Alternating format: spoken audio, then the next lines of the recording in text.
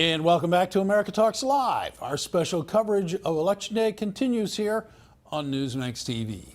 As it does on most elections, it will come down to the swing states, underlining a certain odd irony that was trying to be avoided by the Founding Fathers when they established the electoral system. They didn't want it to come down to a state or two, but here we are coming down to the swing states every time. Donald Trump's road to the White House looks like he'll need to flip at least one blue state. So the question becomes, can he do that?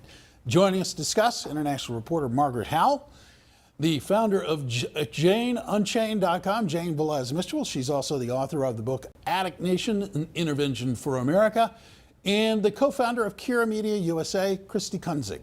Ladies, thank you all for being with us. Appreciate you being here. Let's take up that question of, can he in fact flip more than one state, because I don't think one state is going to necessarily do it. And Christy, let's start with you.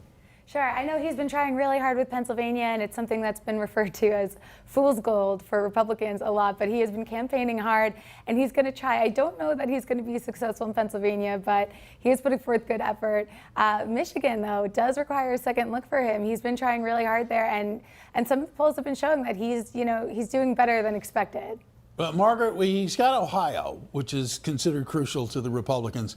Pennsylvania, Florida, and Michigan seem to be the states where he might maybe have a chance. And then we look at North Carolina, and it's in a tie. What do you think in terms of looking at all of the polling data? What do you think might happen for the Trump campaign? Look, I wouldn't be shocked at all if we took North Carolina and Pennsylvania, frankly. My concern are exit polls. We just want to make sure that the exit polls are matching the votes that are actually taking place. I'm encouraging people, if you're a Trump supporter, look, wear red, go with your cell phone in hand, take a picture. It might come down to this, frankly, and we're in one of the tightest elections in U.S. history, and honestly, I think that he can pull it off. I do. Well, let me just qualify one thing that Margaret said. Be very aware of the local laws, because every state varies in terms of whether you can take a cell phone in with you and take a picture or not. So when you break the law at all, but people, they do have a right to say this is how I voted and have a record of it somehow. If there's not a written way of doing that, not encouraging anybody to break the law at all, but we do need to make sure that we have the right to have our voices heard and a record of what we're doing. And we've got exit polls on the ground. I just want to make sure that the exit polls are matching the voting. That's where my focus is today as a reporter. Also, something I wanted to bring up with you, and I hope we touch on it, these UN elected officials that are guarding the polls. I noticed that some tweets that are coming out, one of them is actually tweeting support for Hillary Clinton, which is in a direct violation of his ethics code. That's something that's also happening on a side issue here. We have UN observers at our polling stations as well. So. Yeah, it seems that we've come to that point where we somehow, some way merit UN monitors. I'm not quite sure why, to be honest with you. Let's bring in Jane now. Jane Unchained, VelezMitchell. Jane, do you think he can flip anything, or do you think this is a lock for Mrs. Well, Clinton? first of all, let me say I'm wearing red, but I'm not a Trump supporter. And, no, really? I was just in the battleground state of all battleground states. I have just returned from Florida, where I was helping a local candidate who's a friend of mine, and I was in the trenches there in Central Florida, and it was absolutely extraordinary, some of the things that I noticed. I think the other panelist is got to take some anti-paranoia pills, because in decades of monitoring elections, there have been 31 documented cases of voter fraud. The problem is getting people to vote, not worrying about people somehow voting twice or 15 times. I mean, I stood outside an early voting polling place, and you're waiting for 15 and 20 minutes for somebody to drive up. That's in Central Florida.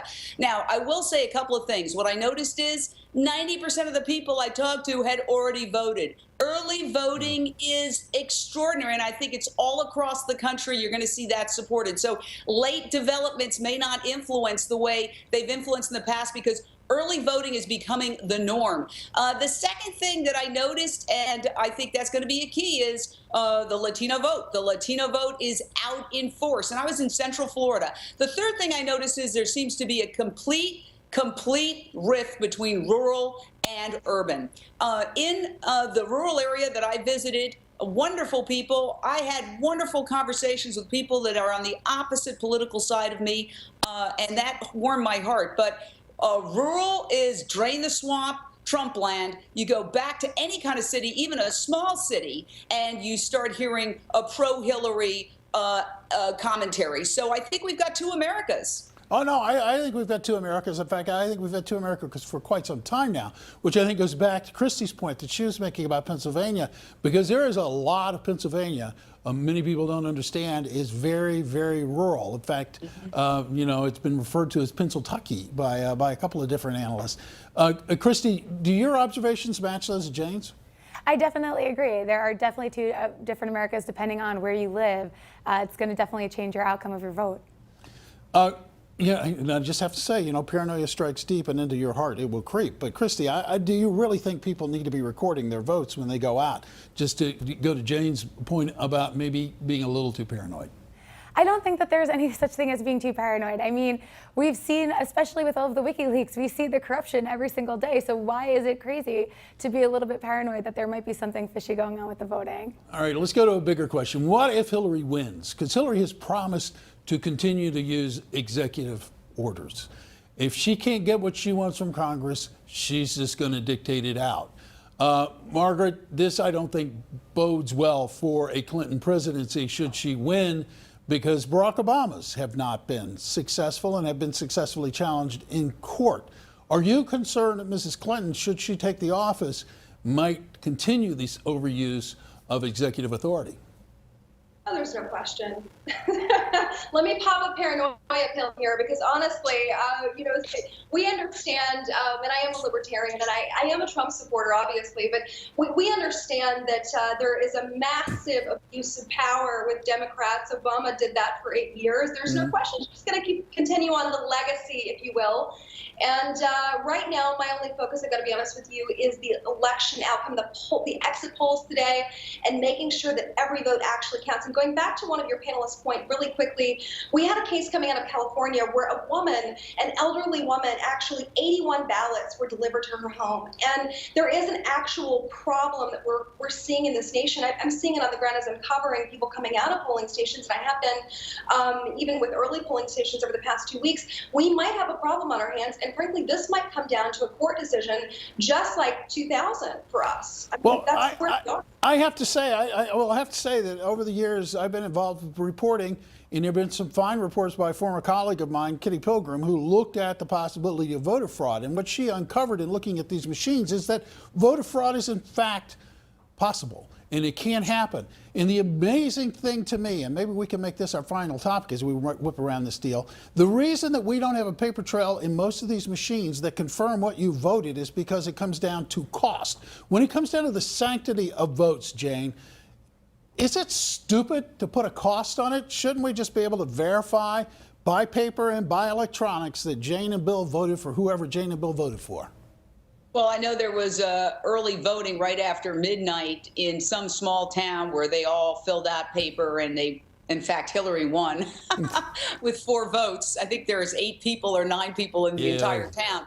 But here's the thing. I was just watching a report on a network right before we went on, is that there are different voting mechanisms. There are thousands of counties and thousands of states, many of them controlled by Republicans. I mean, this vast conspiracy that would have to occur for some kind of malfeasance, it's really something out of a zombie movie. It's not realistic. And I think, you know, it's funny how I have to say respectfully, the Trump supporters, when the polls are going their way, the polls, I agree with the polls. When the polls aren't going their way, they're rigged. When the vote seems to be going their way, hey, you know, America is talking. When it's not going their way, it's rigged. I mean, you know what? It's poor sportsmanship. And listen, the game ain't over. I'm not sitting here crowing. I think that's bad luck for Hillary. I don't know what's going to happen. I was there in Florida, and it is divided. I just hope we don't have a hanging Chad situation, because who wants to go through that again? Oh, God, I don't want to go through that again. I spent way too much time talking about hanging Chads. Christie, though, back to my original question. Is it silly when we can have voting machines that do confirm you voted how you voted, that we're saying, oh, no, it costs too much money to do it that way. Isn't this an instance where we should set money aside and make the priority the sanctity of the vote? Absolutely. This is something that's too important to have price be really considered. This is something that should be able to be backed up, especially when you have people who, let's say there's somebody who's close friends with the Clintons who decided to, this is true fact, he got his own polling company and he owns the machines. He's a convicted felon. I maybe don't trust him so much with all of my voting. I would like to have something backed up. All righty. Margaret, thank you for being here. Really great stuff. Appreciate you coming along for this ride. Thanks for joining us today. Jane and Christy, stick around. We'll be right back. We want to know what a Trump presidency could mean for the American working class. We'll dive into that. We'll keep it right here next. And don't forget us to call. Let me learn to speak. Don't forget to give us a call. 1-877-Newsmax. We want to hear from you. Keep it right here and call.